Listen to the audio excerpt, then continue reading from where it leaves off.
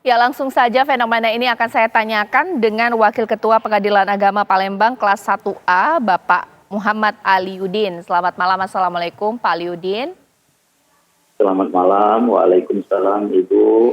Ya, Pak Aliuddin ini Selamat malam. ya luar biasa ya. Biasanya atau beberapa tahun yang lalu pada saat pandemi kasus perceraian meningkat. Ternyata ketika endemi ini juga tidak menurun ya Pak ya. Biasanya itu dikarenakan apa Pak? Permasalahan apa sih? Permasalahan yang terjadi itu sebenarnya tidak terpengaruh dengan pandemi dengan tidak pandemi, Mbak. Jadi persoalan karena yang paling banyak itu adalah karena perselisihan dan pertengkaran terus-menerus. Nah, alasan kenapa bertengkar terus-menerus inilah yang menjadi domain kita waktu di persidangan.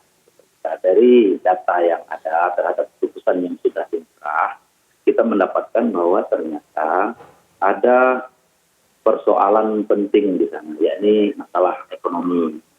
Di ekonomi yang menduduki urutannya. Kemudian yang kedua, alasannya karena adanya perselingkuhan, lalu adanya KDRT, lalu ada juga yang meninggalkan salah satu pihak. Nah inilah menjadi alasan pada huruf F terjadinya perselingkuhan dan pertengkaran terus-menerus. Begitu, Mbak.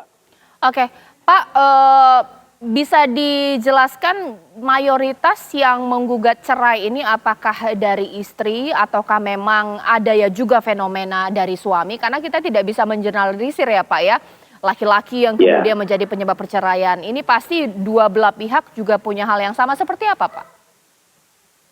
Kalau dari segi kuantitas, yang paling banyak itu mengajukan perkara adalah istri. Sebagaimana contoh pada tahun ini dari bulan Januari sampai dengan Juni 2023 itu hampir 1.000 perkara itu yang diajukan oleh pihak istri. Sementara sekitar 400 perkaranya itu diajukan oleh pihak suami. Artinya kalau ditanya dari segi salah siapa, tentu kedua belah pihak punya salah. Baik, Pak, rata-rata secara kuantitas yang mengajukan perceraian ini apakah yang baru menikah, tidak cocok kemudian bertengkar, mengajukan cerai, ataukah ada juga yang mungkin sudah puluhan tahun menikah, atau seperti apa? Yang paling banyak itu di usia produktif, Mbak. Masih jadi muda ya Pak ya? Iya, 30, 25 sampai dengan usia 40. Oke. Ada juga yang di atas 40, bahkan ada juga yang di atas 60 begitu, Mbak. Tapi tidak banyak. Itu yang menjadi persoalan kita bersama karena ini masanya lagi masa produktif. Gitu. Baik, Pak. Kami kira, Mbak, ada proses yang harus dilewati ya sebelum pada akhirnya masuk persidangan mediasi. Nah, pada saat proses mediasi ini bagaimana sih Pak? Bukannya diusahakan untuk tidak jadi bercerai pasti dari pengadilan agama, seperti apa Pak? Iya, memang pertama yang perlu kami sampaikan, jangan sampai ada istilah bahwa pengadilan agama itu tukang cerai gitu. Jadi hakim-hakim di pengadilan agama juga sudah menerapkan perintah dari pimpinan Mahkamah Agung dalam surat edaran nomor 1 tahun 2022 agar supaya perkara perceraian yang salah satu pihak tidak bisa memberi nafkah lahir ataupun batin dapat dikabulkan kalau sudah minimal melewati masa 12 bulan atau lebih.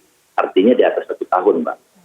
Nah, termasuk juga terhadap perkara perceraian dengan alasan terjadi tengkar terus-menerus. Dapat dikabulkan kalau ternyata terbukti tengkarnya itu atau minimal sudah 6 bulan dia tidak lagi satu rumah atau berpisah tinggal. Gitu, Mbak. Jadi Mahkamah Agung selain menguatkan tentang mediasi, juga telah membuat aturan yang wajib diikuti oleh hakim pengadilan agama khususnya di seluruh Indonesia untuk mempersulit terjadinya perceraian. Dan ini sesuai dengan agama kita juga. Perkawinan yang dipermudah, perceraiannya juga terus dipersulit. Baik. Pak, ada tidak Pak himbauan mungkin perceraian hal yang paling tidak diinginkan ya, tapi supaya anak-anak muda ini mungkin lebih selektif lagi ketika memilih pasangannya supaya tidak berujung ke pengadilan agama, seperti apa Pak? Perlu langkah kita bersama, Mbak. Jadi pihak pemerintah perlu Yang pertama ya konkretnya itu sebelum perkawinan perlu dididik, dibina, diberi pemahaman tentang arti penting dan sakralnya sebuah perkawinan. Kemudian yang kedua, peran aktif semua lapisan masyarakat. Dan yang ketiga, peran aktif khususnya keluarga antara suami dan istri.